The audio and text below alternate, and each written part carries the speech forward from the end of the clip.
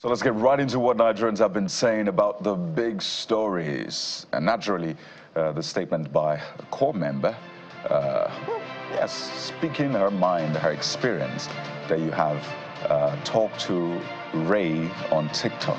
That's her handle. It was this video she just put on TikTok. Just vented her frustration about the price of eggs. How is the price 6,500 naira? By the way, I know where you can get it for 5-6, Jeffrey. But that's a reality. That's where she's getting it from. And then she spoke directly to the president, saying for her, she doesn't know about the history, but she thinks that this current president has been bad at his job. And she also talked about Lagos, how she believes that Lagos is smelly. Quite a number of issues she raised. Irked a lot of people. Some people backed her up as well. And then you had politicians jumping in and saying, yes, I support her. So it's a lot of things happening together at the same time.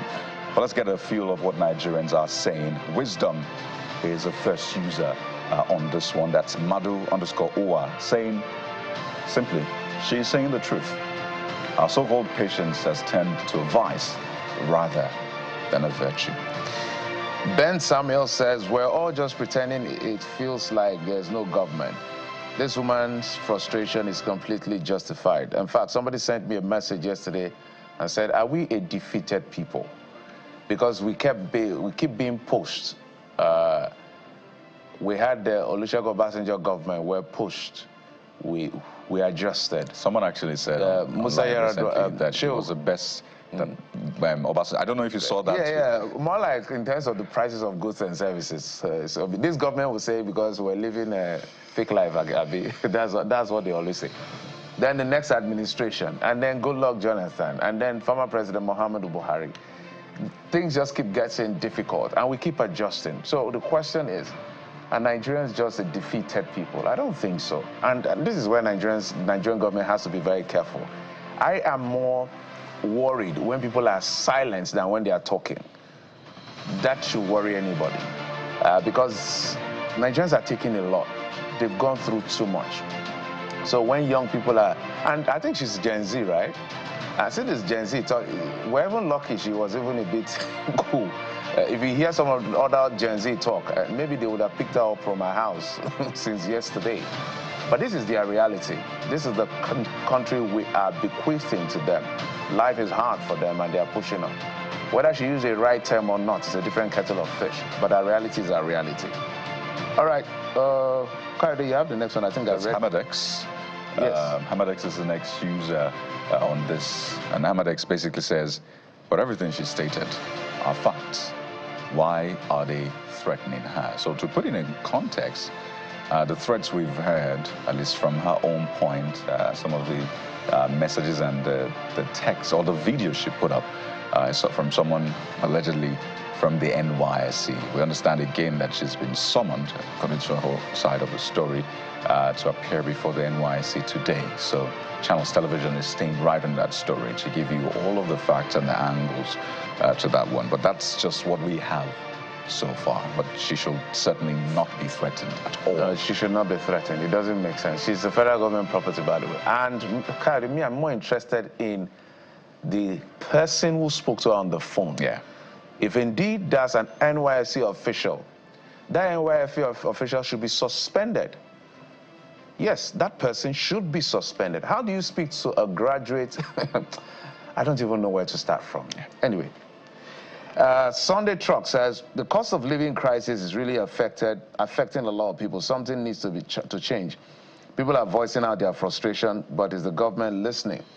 All right. As we said, this presents the government an opportunity. A good opportunity, a very good opportunity. Storms like this, you can ride it and really bump your image, increase your ratings. So I'm waiting to see how the government, from the NYSC, of course, to the president. The president was mentioned, or his handlers, even the state government in Lagos.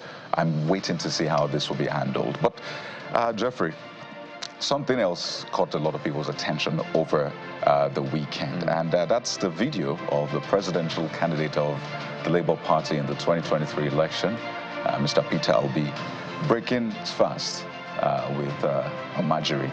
So just allow you feel that moment. Take the essence in. then we'll speak to what Nigerians are saying.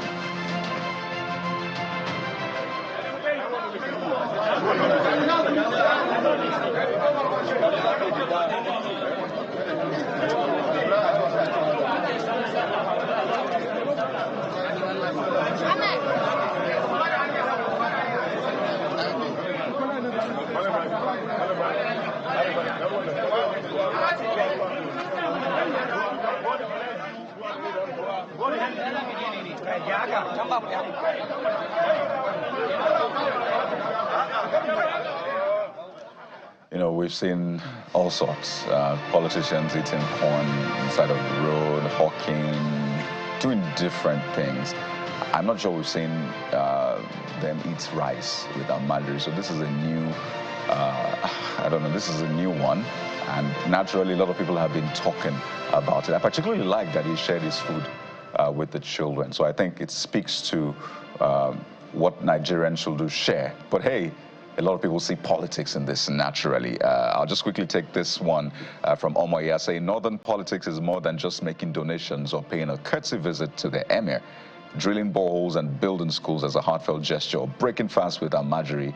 I hope Obi and all of his supporters can relate. That's a vital information that you should take cognizance of. Very good data set. That is, I'm sure somebody from the North who understands how the North process things like this.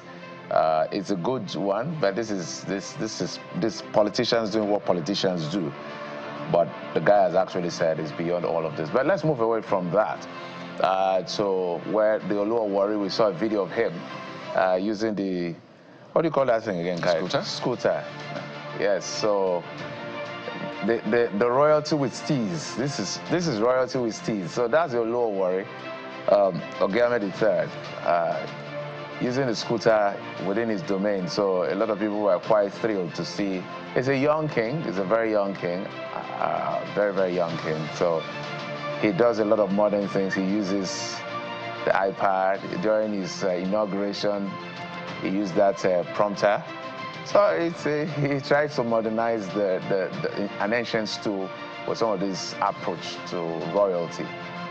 So that, at least this is one thing that people are just cheering on, clapping and talking about, besides the challenges we face in our country.